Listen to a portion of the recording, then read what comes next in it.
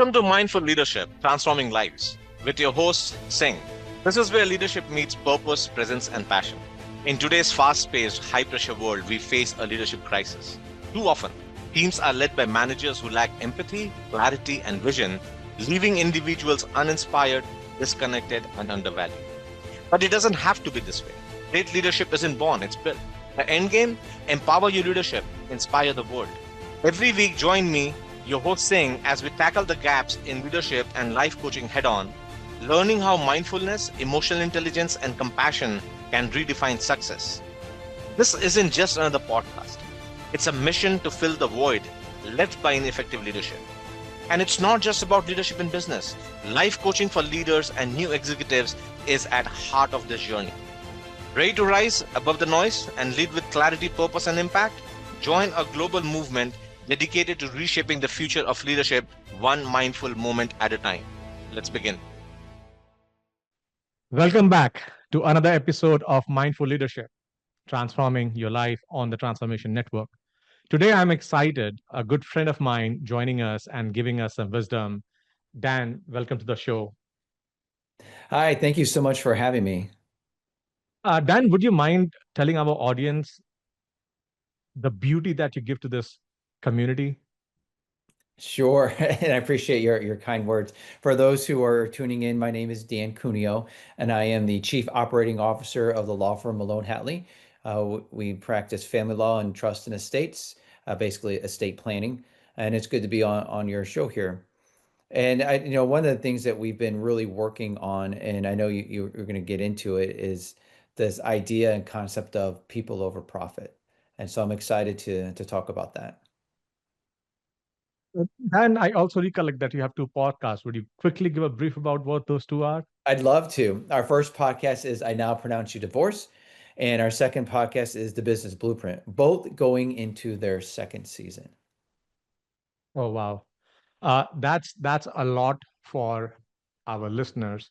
So, Dan, I know Malone Hatley is into Inc. 500, 5,000 firm, right? Two podcasts, and you save hundreds of families a year. So on the surface, people see the numbers, the rankings, the growth.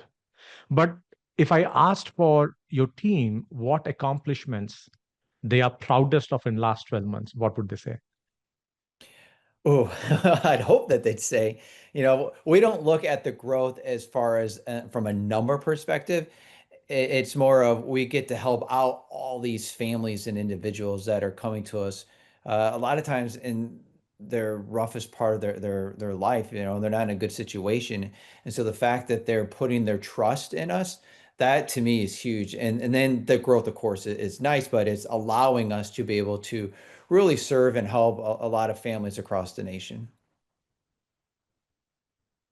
Behind every successful story, there is a thought that once come to you as a leader. I'm not sure we'll make it through this. Can you take us to exact moment and what happened, what shifted, and what pivoted for the growth? For me or the firm? Both. Okay. Well, for me, I don't know. That's a hard question, right? Because I feel like I'm still learning and I never want to stop learning. And there's days where I feel like I've got this, and there's days where I'm like, man, what the heck am I doing? I guess that imposter syndrome kind of sinks in, which it's good because it always challenges me. My thought for myself is my best today is not my best tomorrow, meaning that I always want to continue to strive to do better, whether that's leading my teams, whether that's leading the company, whether that's helping out more families. I just want to continue to strive to go above and beyond. And I'm hoping that those team members who are part of my team can see that. And so from a personal perspective, I'm always learning. And I think that's always going to be the biggest challenge for any leader out there is we don't know it all. And those who think that they do, that's not leading. And leading is always going to be challenging. For the firm, I would say where I sit, it's exciting to finally see all this hard work come to fruition because we have a lot of teams, and on each team just a lot of great individuals who truly do put that blood, sweat, and tears equity into it. And to as I reflect back on a lot of these meetings that we were in, just ideas that we were discussing, things that we were just outlining. And, sometimes it was like, oh, well, maybe we can get into this market and help out the families here. And it's like, I don't know if that's going to ever happen.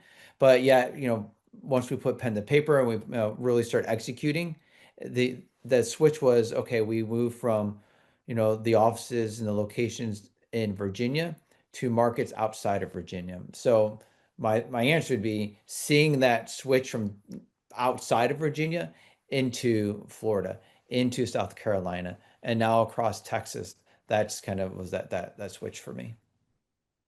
If I little bit expand that question, and we always talk about leaders modeling themselves for their team, and one key word that we always use is vulnerability. So I have got two-part question here. We discussed this, right? So family law is not abstract, right? It's deeply human. Right. How do you personally recover after sitting with someone at their lowest point? And what recommendation you would give others in those situations? Sure. Well, this is something that we really try to teach and have our newer attorneys kind of try to emulate what we do because you're right, it's tough. You're getting people at their worst. You've got great people who are at their worst, and they're now divulging or airing their dirty laundry to you because they need to. It's not because we want the gossip and we want to know just for our own sake. It's we have to know these details so we can really protect you and zealously advocate for you. But the emotions run high, and you have to learn that this person that's sitting in front of you probably isn't at their best, and it's probably extremely very uncomfortable, at least for them to say, okay, this is what I did, or this is what's happened to me, and this is how it's affecting me and making me feel. And you need to be able to show the emotion of empathy and really just try to listen. That's really the key right there. Let them have their voice, their say, listen to what they're saying, and then ask questions. You want to be engaging because the questions will lead, at least from a practitioner standpoint, okay, these are some of the risks that I'm seeing. This is what we need to do. And then you try to just hopefully get them to feel a little bit more comfortable and at ease and letting you know this is what's going on and these are my goals. So they know that you're in it to protect them. And it's really just trying to break down some of those barriers of being transactional. It's not of, okay, well, here's the issue in cases, what we're going to do. Here's your risk. This is what you're looking at and move on. You want to show that compassion, that human side to it, because once you develop that relationship, then you're gaining that trust, some on the leadership side, but it could transcend into the client side because you want to have that relationship and that trust so the client can trust you so they know that you're looking out truly for their best interest and not that you're just either checking a box or they're just some form of a dollar sign. Wow, wow. That's very, very deep. So empathy, and in mindful practice, we always talk about empathy. What does your morning look like? I mean, do you have rituals or practice that you have created on days you're walking into a case that will test every ounce of empathy you have got? For those, fortunately, I haven't had one in a while, but I have had some highly contested litigated cases. And it's just, taking well, for me, taking a deep breath, just kind of relaxing myself, making sure that, I have reviewed my notes and know exactly what needs to be done, but then also reminding myself that I'm here to help someone. This is why I went to law school, is because I want to be able to help somebody. And this person sitting in front of me needs my help. Right, wrong, or indifferent, they need help. And so I want to be able to go in there and truly put my best foot forward for them and be able to have that mindset of not judging them. We're all human. It's going to happen. But we have to be able to set that aside and know, okay, I'm going to be in this meeting because I want to be able to help this person. Wow. You mentioned something in your introduction, so let's go back there for a second. Most law firms talk about billable hours and outcomes. You talk about people over profit. So my question is, why does that strategy make business sense, not just moral sense? Well, on its face, and those probably listening are thinking, "What the heck? This makes no sense." But at the firm, we like thinking differently, and in leadership, I want to be able to think differently too. And it's the old school was profit over people, but when you start digging into it and kind of look at some of the data and then just look in your own company, you start looking at the attrition and why people are leaving. It's you need to flip that because the more you invest in your people, the more profitable you're going to be, and that's what gets missed. A lot of times, unfortunately, it comes like, okay, well, next person up, or well, I guess we'll just have to hire somebody. We'll make it work. Everybody just kind of put your head down and nose to the grind here, and do whatever it is that you do. And when we hire, we hire. Well, if you flip that and you actually treat your team members, we don't call them employees because they're team members, they're people. So if you treat your people as an actual person, then you get more buy-in. And then from that buy-in, you just get a lot of wonderful things that happen. You get more loyalty, you get more trust, you get more creativity, and then you get that longevity. And that's when you see that, it's so special when you see that click on a team, whether it's a team of a couple or a team of a lot of individuals. That's what's so unique about that people are prophets. And I just did a TED talk on this not too long ago in Tampa, Florida. And is there certain practices that you and your team uh, leverage or use to keep yourself and your team from absorbing secondary trauma? Any protocol there? It's hard, but it's more of listening to one another and asking questions. And the questions could be, I have no idea what the heck you're saying, Dan, or hey, can I get a little bit more clarity? But the ones that I really like are the ones that challenge, because as leaders, we'll think, oh, we figured this out. We got a great idea. I'm going to let my team know, and they're going to move forward and execute it. Well, it's more of, hey, this is what we're thinking. This is the issue I think it's going to resolve. And this is my hope on how it's going to make things better for you, or at least more efficient. But what are your thoughts? And 9.9 maybe out of 10, they'll have an idea that I didn't think of, or they'll say, hey, well, how about if we do it this way? And that's when I think that's just the uniqueness and the specialty. And you've got a really good team when they feel comfortable actually challenging or come in up with other ways or solutions. So I did get some time as I was preparing for this podcast interview to listen to your podcast, right? So I can get the real story behind the story. So let's focus on I Now Pronounce You Divorced podcast for a second. I've got a couple of questions there. The first question that comes to mind is when someone arrives dysregulated, that's what they are, almost there, right? Blown up. What is the first sentence you say that reduces their threat without being overpromising? It may sound simple, but what's worked for me is just saying hello, introducing myself, and asking them how they are. It sounds somewhat rhetorical, right? Because it's like going into a doctor's office and the doctor saying, well, how are you feeling today? Well, if I'm feeling great, I wouldn't be here, kind of a thing. But it's just, adding that human element. So again, it's just not so transactional, just slowly chipping away at the barriers and establishing that trust. So when we look at litigation, it can be a mindful choice or it can just be an ego tax that's happening with us, right? Do you have any recommendation or decision tree or for individuals to think through when litigation is truly mindful versus it's an ego? I would say the attorney answer is it depends. And what I mean by that is each situation is unique. Why are we well, one, what are we litigating and why are we litigating? And it all goes back to that initial meeting with the client to get to know them, to know what are their true goals. Once you can break through a lot of the emotion and the anger and the anxiety that comes along with family law issues, okay, well, what is your ultimate goal? Do we really need to litigate to get there? And litigation is bad in the sense that it's, emotional, it's mentally taxing, it's financially taxing as well.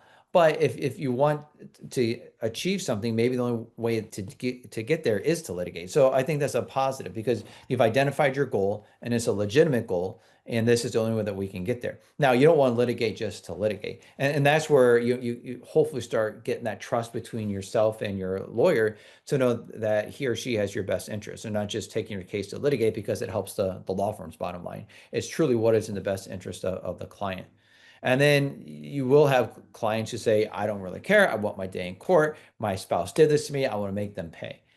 And it's just really trying to walk them through what that really looks like after that day in court, because you can have your day in court, right? It's your constitutional right, sure. But you're going to be spending your hard-earned money, The court may not appreciate the fact that you're litigating something that you could have settled. And then you could potentially get an adverse ruling from the judge. And then there's just all that time and anxiety that's building up there while you're there and then waiting on a ruling.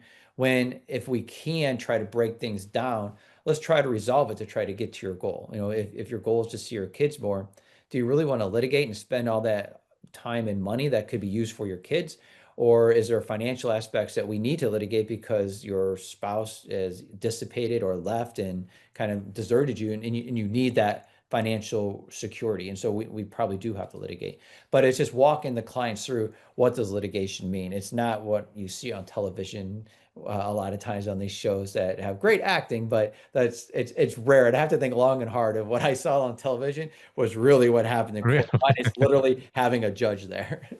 Yeah. So let's stay there for a second. When folks are going through this traumatic incidents in their life, is there any boundary script you provide your clients uh, to stay away from any kind of intrusive text or emails at midnight when they are influenced under alcohol or other chemicals or just emotions, right? You can just get overwhelmed by emotions and you start texting and emailing without thinking about it. Do you have any boundary script recommendation for those situations? I do, and you're right. It happens. Unfortunately, we're all human, but I always advise every client, pretend that the judge is on every text that you're sending, every email that you're sending, every post that you're doing, every picture or comment that you're liking. Pretend that the judge is right there and is copied on that as well. Wow, that's a good one. Tell us about a story where a client shifted from revenge to resolution, and what really shifted that? What unlocked to move You'd from be revenge to resolution? Sorry. Sure. No, no, no. You'd be surprised. It happens more often, fortunately, than you would think. But it doesn't happen a lot in the beginning because that's when the emotions are so high.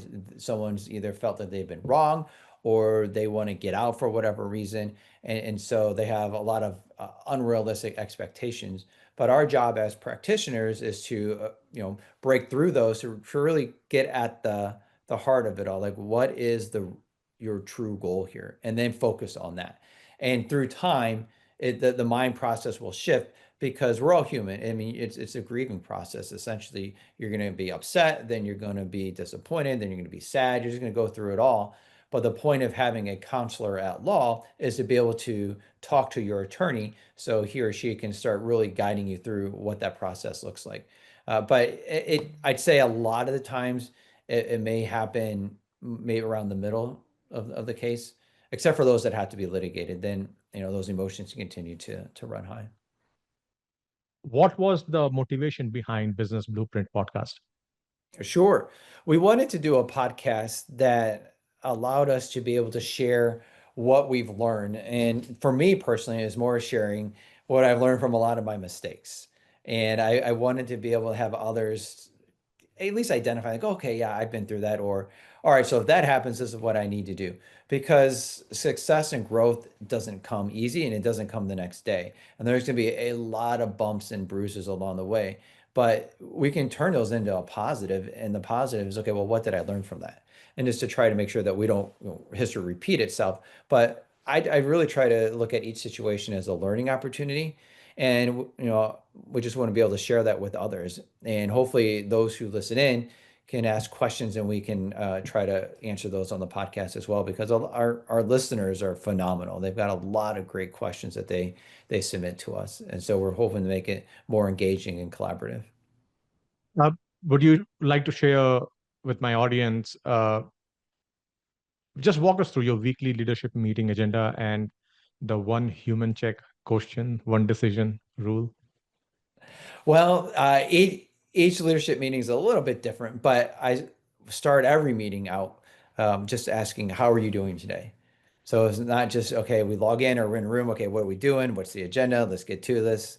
Let's get this connection going between us too. Because the more that we get to know one another, it does break down a lot of barriers, and you're developing that bond and that trust, and we're people. And so the more you enjoy and trust who you work with, I feel that you're just going to give more than 100%, and you're actually going to enjoy doing projects and working with your team. So it just starts out with the simple, how are you? And then it's, do you have any rock? I call them rocks and boulders. Rocks are little problems. Boulders are something that's like, okay, we probably need to figure out what the heck we need to do to try to stay ahead of this as best as we can. And then it's just going through the agenda, just making sure that they have what they need for the week, they have what they need for the month. We go over KPIs, where are we at, where are we trending for? And I end every meeting, what do you need from me? Because I really want these meetings to be for the team and I want them to get value out of it. I always say, I want you to make sure you get value out of these meetings because you're taking someone's time, which is a huge value. And so I want them to be able to take something away that they can apply that would help them. And sometimes the meetings are a little bit shorter, which is fine. But it's all I always start with how are you today? I always end what do you need from me? So on the KPIs, if you could only track 5 numbers to run the firm, what would be there? That's a good question. And KPIs are different because with us, and with a lot of companies, you have different teams and organizations that are under the umbrella of the company that track their own KPIs. But I think, what would be important for any company, these are in no particular order. I know others probably tuning in would think I'm crazy if I didn't say this, but it is revenues definitely, right? But revenue is just vanity. You definitely want to look at net profit to make sure that the company's making money. You want to look at attrition. I think that's always good as well because you really want to be able to gauge the success of the company on the people or the teams that you're growing.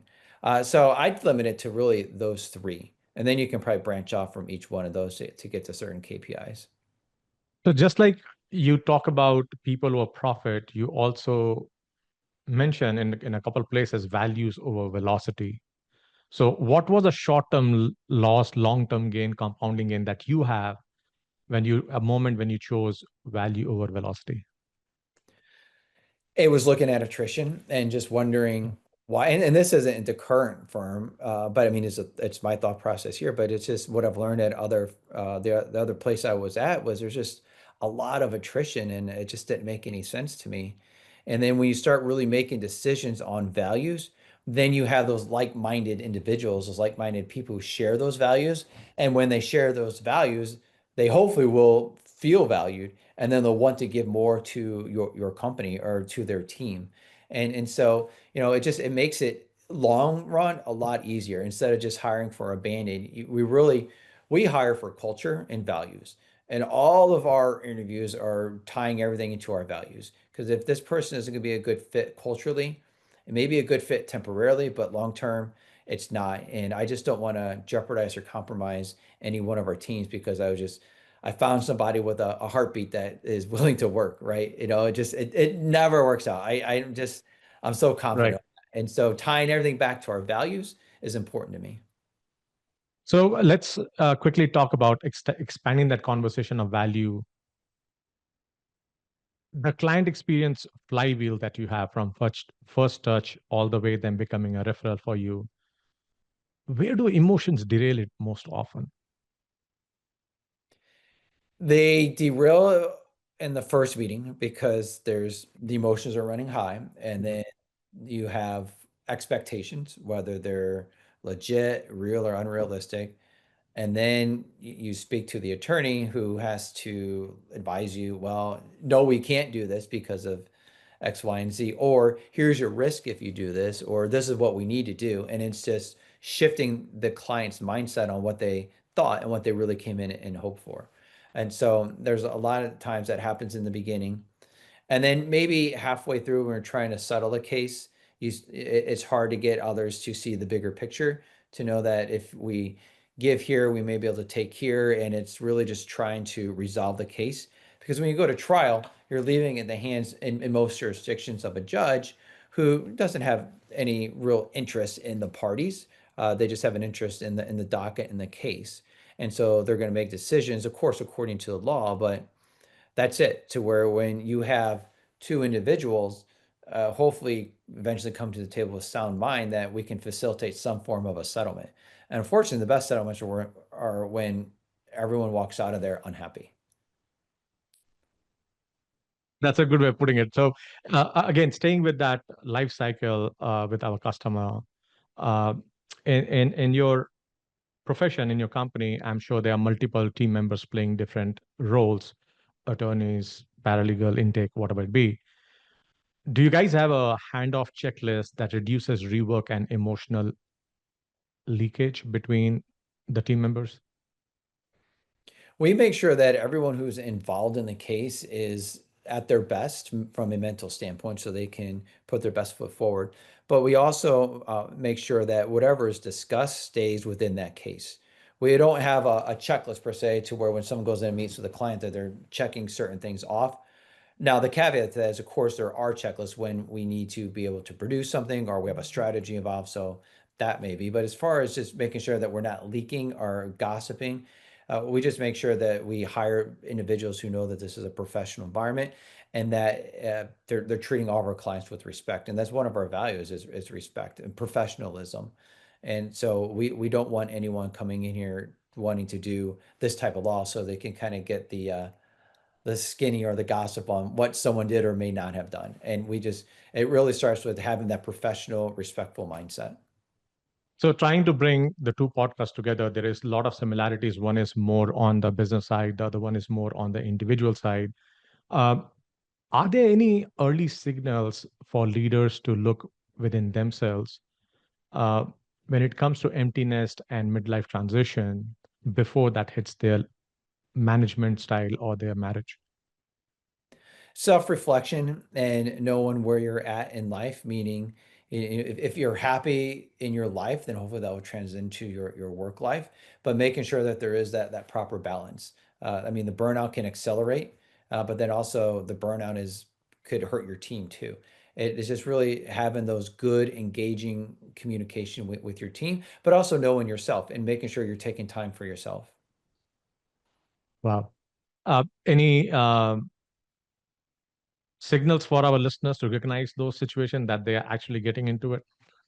You could look at if yourself, I would say, if you're not that excited to do something anymore, maybe you need to do a self-reflection. If you're finding yourself getting irritated or losing patience, maybe kind of take a step back.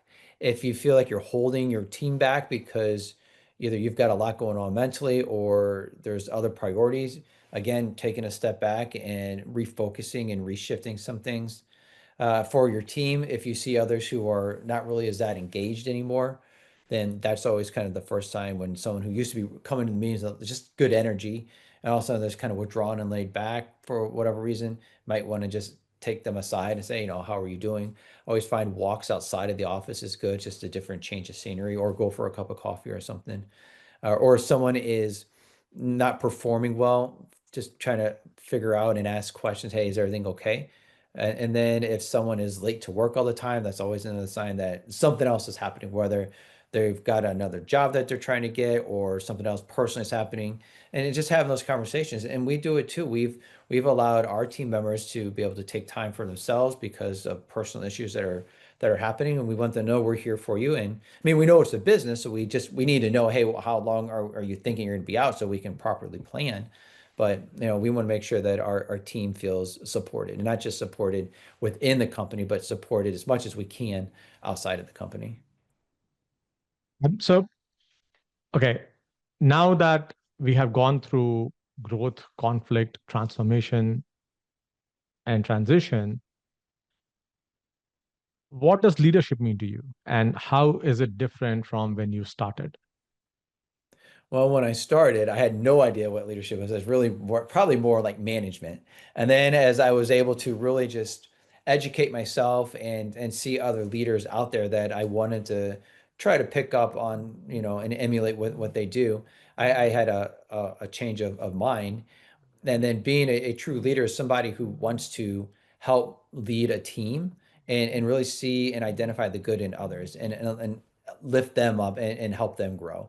To me, that's what a leader is. They're going to put the needs and the betterment of the team in front of their own.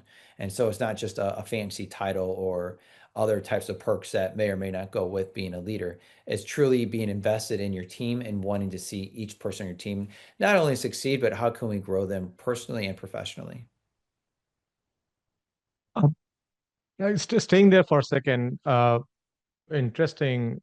question for you, now that you have explained the leadership in a very unique way, I would say, that's a unique style. If tomorrow your title disappeared, your form was gone, podcast ended, who would Dan still be? Hopefully, I would still hold true to my values, which is what brought me to where I'm at, but then also what has allowed me to continue to grow. I would have to take, as I was talking about earlier in our podcast here, just take a step back and do some self-reflection, and knowing that regardless of what is there or not, there was a great path that led to a lot of success, and I was part of that. And what can I do to take what I've learned and be able to apply it somewhere else? So I've got three quick hitters for you. So the first one is a book, podcast, or mentor that shaped your leadership philosophy. Oh, well, I don't know if that's quick. There's a lot of good ones out there. I've been a fan of either John Maxwell or Patrick Lencioni. John Maxwell, 21 Laws of Leadership. I use that as a Bible every year. I read the whole book every year, no matter what, during Thanksgiving. Um, One word you hope your team would use to describe your leadership. Oof. One word? Are you going to limit a lawyer to one word? I I would Lawyers and physicians, that's the best question for them. Give them one word. uh, It's all encourage. right, just encourage. Okay. If you could give your younger self one piece of advice, what would that be? Be patient, be more understanding, try to think more outside of just the environment that I was in at the time. Wow. Uh, what I hear in you, Dan, is a man who choose people when profit are easier, who choose purpose when growth was urgent, and who is showing their team and the people that they touch that leadership is not about managing outcomes, it's about shaping identities, ours and others, right? So that's a message every leader needs right now. Would you want to make any comment for my listeners? I would say one, I echo 100% what you just said. And being a leader is challenging, but it's so rewarding at the same time. And it's just I mentioned this in the TED Talk as well. It sounds so elementary and simple because we were taught this, back when we were younger, but treat others the way that you'd want to be treated. That's really what's been resonating in my mind as I've been fortunate enough to kind of go through the leadership path, is just reverting back to, the good old days of elementary school. Be kind to others and treat others the way you want to be treated. And that's just so important because you're going to come across individuals who may not understand something. Show them that understanding and that empathy and compassion. Or you may get upset at a certain situation. Well, know that me, myself, I'm going to make mistakes. So I wouldn't want somebody to kind of point that finger at me or yell at me. Okay, well, let's walk through it. This is why I did it. Help me learn from it. And so that's why I keep going back to treat others the way that you'd want to be treated. As we wrap up the episode for the day, leadership is as much about how we show up for people in crisis as it is about building organizations. Dan, thank you so much for showing us both sides of the coin that today. Uh, Folks, you can reach out. I would highly recommend Dan's podcast, Business Blueprint, and now I now pronounce you divorced. We'll fix that. Um, the link will be in the notes section of the episode. Please visit that. Till next time, you're listening to Sing Mindful Leadership on the Transformation Network. Go out, lead loud, lead proud. I'll see you next week. Thank you for watching Mindful Leadership Transforming Lives. With me, your host, Singh. We are honored to have you join us on this journey to explore the transformative power of mindfulness, emotional intelligence, and authentic leadership. Tune in every week on transformationtalkradio.com at noon Pacific on Tuesdays, where we will continue to explore how mindful leadership can create a ripple effect of positive changes in your life and lives of those you influence. This show is dedicated to helping you lead with purpose, presence, and passion. Whether you're navigating the complexities of business, building strong connection with your team, or striving to make a meaningful impact in the world around you.